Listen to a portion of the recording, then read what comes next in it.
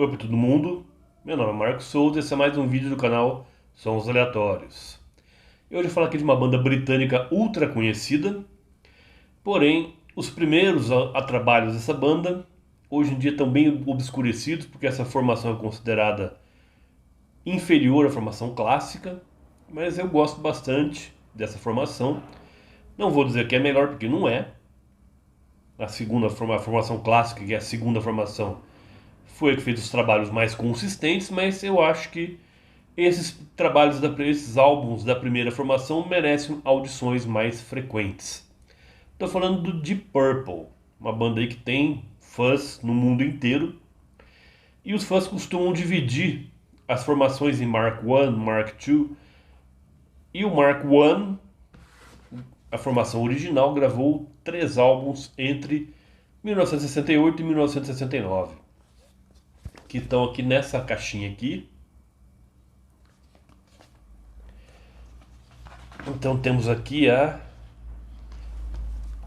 o primeiro álbum do Deep Purple,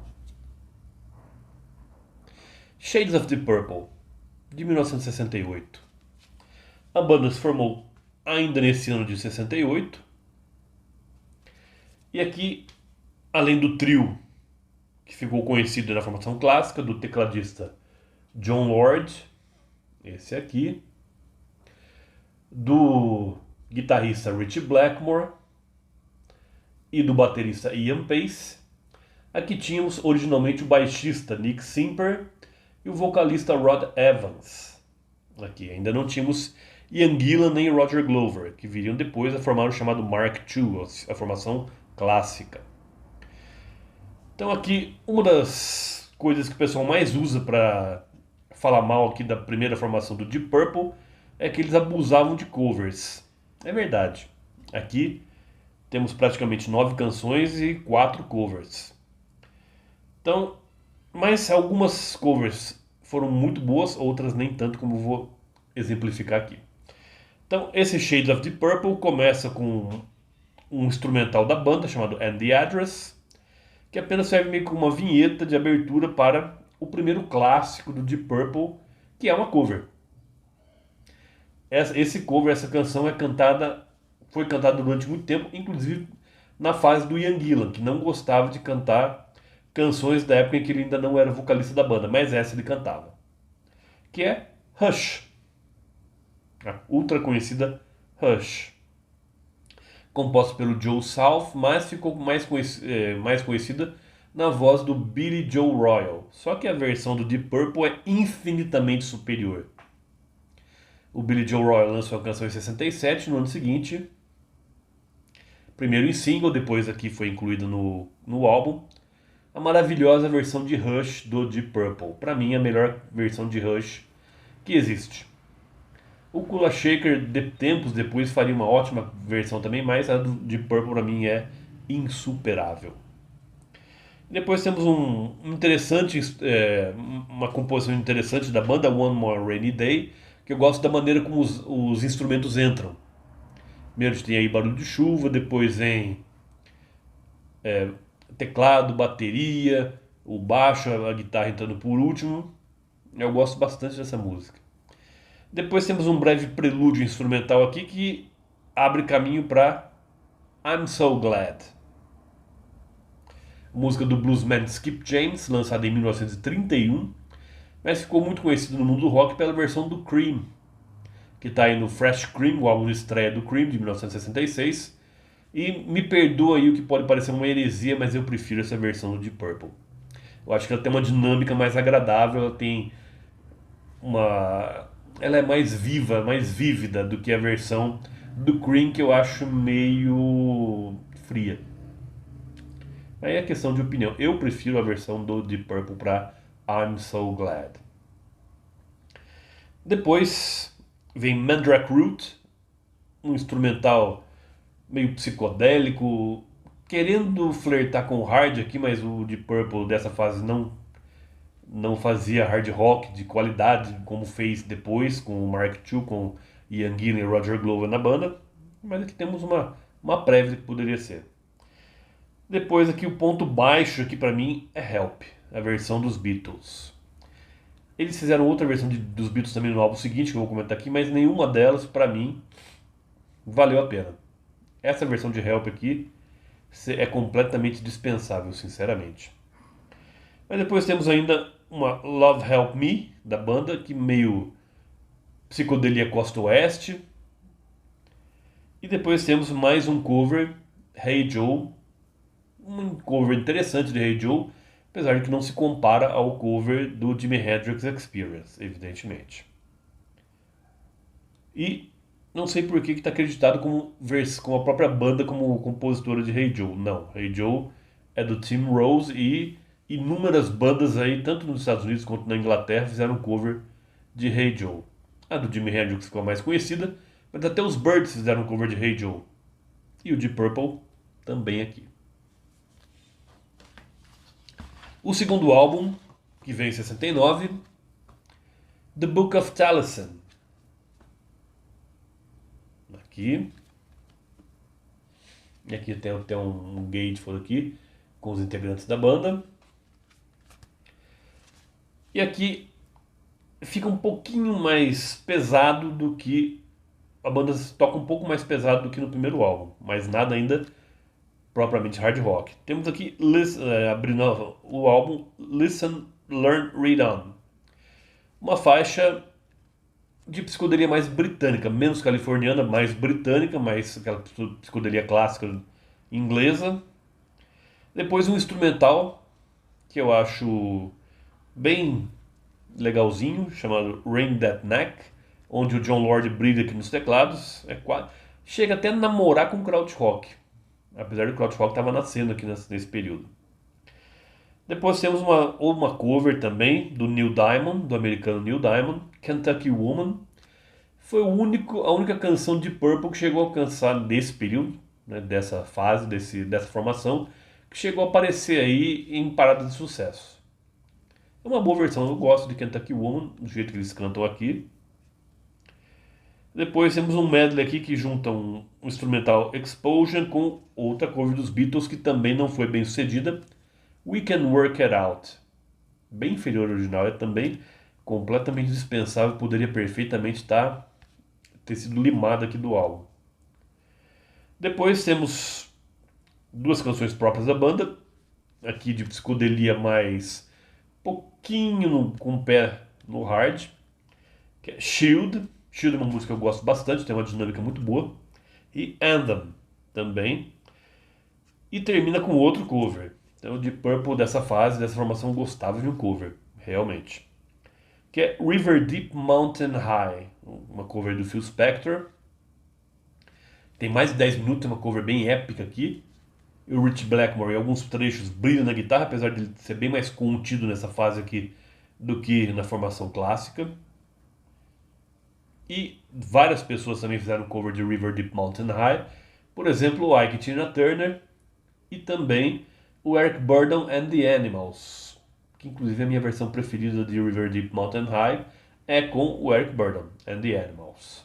Mas aqui é uma versão bem escutável, apesar de ser um pouquinho longa, às vezes cansa um pouco de ouvir, mas não é ruim não. E ainda em 1969 veio o terceiro álbum, para mim o melhor dessa formação, apenas intitulado Deep Purple. Aqui a capa fazendo referência à pintura O Jardim das Delícias Terrenas, do Bosch, Hieronymus Bosch. E aqui você tem influência até de música clássica, o que se refletiria no lançamento seguinte, já com Ian Gillan e com Roger Glover, que é o Concerto for a Group and Orchestra, um álbum que é adorado por alguns e detestado por muitos. Eu gosto, eu acho interessante. Então aqui temos já uma excelente faixa de abertura, Chase and Shadows, onde o Ian Pace dá tudo de si na bateria aqui. E a letra tem a ver, uma letra meio delirante, tem a ver com pesadelos que o Jon Lord tinha. E para mim depois, a canção a seguir é possivelmente a minha canção preferida de toda a carreira do Deep Purple. Eu prefiro ela inclusive do que os medalhões como Highway Star ou Smoke on the Water. Para mim, Blind é a minha possivelmente minha música preferida do Deep Purple. É uma música que tem tudo a ver com música clássica, aqui tem uma influência grande de música clássica, mas o Rod Evans canta como nunca aqui. E também aqui o Jon Lord toca cravo, um proto-piano renascentista da época da Renascença. E o resultado é excelente aqui. O Ritchie Blackmore faz um excelente solo de guitarra também, mas também toca violão clássico aqui. E, para variar, tinha que ter um cover também, mas esse cover é bem melhor do que os outros. Que é Lelena, do Donovan. Aqui um excelente cover. Manteve o espírito do original e com a pegada do teclado de Jon Lord bem gostosa de se ouvir. Depois eles gostaram de fazer medleys aqui, de juntar duas músicas em uma. É o que acontece aqui com Fault Line, que é um instrumental meio nonsense aqui, e juntando com The Painter, aqui um pouco mais pesado. The Painter é uma música um pouco mais pesada. E depois temos um bluesão aqui, Why Didn't Rosemary, um blues bem pegado, com uma pegada muito boa e com uma letra meio esquisita também. Depois temos, acho que o mais próximo que ele da chegada da costa oeste americana, em termos de psicodelia, que é Bird Has Flown. Bird Has Flown é uma música que tem muito a ver com aquela psicodelia californiana, e o resultado ficou muito bom. E fechando temos April. April aqui que é dividido em três partes. Primeiro, você tem os teclados do Jon Lord, mais um violão e mais a guitarra, fazendo aí uma batalha aí de instrumentos. Ficou muito bom. Depois a segunda parte é só música clássica, só instrumento de cordas, aqui pura música clássica. E a terceira parte já é mais puxada para o rock, um rock mais pesado um pouco. E aqui a parte com letras também. A parte com letras é essa última parte apenas. E aqui o Ritchie Blackmore já dá mostra do que ele viria a fazer no futuro. E então, terceiro álbum, Deep Purple de 69. Logo após esse álbum, tanto o Rod Evans quanto o Nick Simper foram sacados da banda. O caso do Rod Evans é que a justificativa é que eles queriam fazer um som mais voltado para o hard rock e a voz dele não se encaixava muito bem. Se bem que o irônico disso é que depois de alguns anos, Rod Evans faria parte de uma banda de hard rock chamada Captain Beyond, que lançou 2 álbuns com ele, se não me engano. E o Nick Simper, não sei exatamente qual o motivo de terem tirado ele da banda, talvez ele tenha até saído em solidariedade ao Rod Evans, não sei. Mas ele participou de uma banda chamada Warhouse e depois teve participações em álbuns de outros artistas aí, mas mais como de coadjuvante mesmo. E entrariam depois desses 3 álbuns, entraria o Ian Gillan nos vocais e o Roger Glover no baixo, e o Mark II, a formação clássica que lançou os melhores álbuns do Deep Purple, estava formada, que duraria aí até 73. Depois também os integrantes brigaram feio. Em 74 já lançaram um álbum chamado Burn, que não tinha nem o Ian Gillan e nem o Roger Glover. Os dois saíram para dar entrada para o David Coverdale nos vocais e o Glenn Hughes no baixo, e também dividindo vocais com o David Coverdale. Também esse Mark III durou 2 álbuns também, o Burn Stormbringer. Depois o Come Taste the Band de 75, eu não sei se ainda é considerado como Mark III ou Mark IV, porque o Ritchie Blackmore não fazia mais parte do Deep Purple, ele tinha formado o Rainbow e entrou o Tommy Bolin no lugar dele.